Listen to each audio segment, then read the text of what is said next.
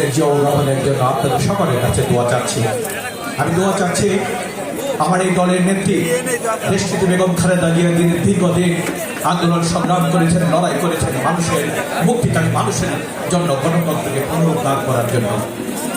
আমি আপনাদের কাছে দোয়া চাচ্ছি আমার দলের ভারপ্রাপ্ত চেয়ারম্যান দেশ নায়ক জনাব তারেক রহমান, যার সাথে কথা বলে আমি বুকে সাহস ধারণ করেছি, যিনি অত্যন্ত কঠিন দুঃসময়ে যখন একটি হিন্দু মায়ের সন্তান দর্জি বিশ্বজিৎকে নির্মমভাবে ছাত্রলীগের গুন্ডা বাহিনী নির্মমভাবে হত্যা করেছে, চাপাতি কুপিয়ে হত্যা করেছে, ঠিক সেই মুহূর্তে সেই হিন্দু সন্তান বিশ্বজিৎ বলেছিল যে আমি হিন্দু সন্তান, আমার নাম বিশ্বজিৎ, কিন্তু ওই ছাত্রলীগের ভাইয়েরা সেদিন তাকে শিবিরের তকমা দিয়ে তাকে নির্মমভাবে হত্যা করেছে।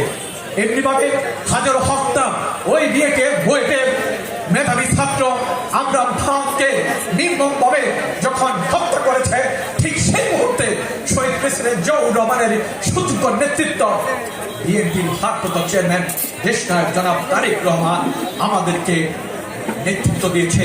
আমরা এই মির্জাপুর থেকে রাজপথে যখন মানুষের অধিকার নিয়ে কথা বলতে পারিনি, পুলিশের কেয়ার সেল, লাঠিপিটা, মিথ্যা মামলা, হামলা, ষড়যন্ত্র, এমন কোনো দিন নেই আমাদের উপর অন্যায় অত্যাচার নির্যাতন হয়নি।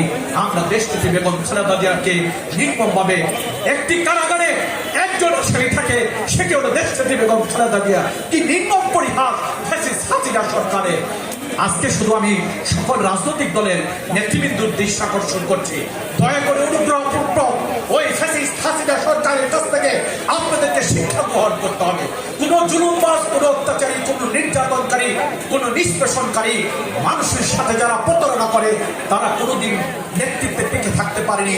আগামী দিনে আমাদের সেই নতুন বাংলাদেশ গড়ে তোলার জন্য তারেক জিয়াদের নির্দেশনা দিয়েছে, বিএনপি যে দিক নির্দেশনা দিয়েছে তার প্রত্যেকটি দিক নির্দেশনা আমরা মির্জাপুর পৌর বিএনপির সকল পর্যায়ের নেতা কর্মীরা আমরা মেনে চলছি।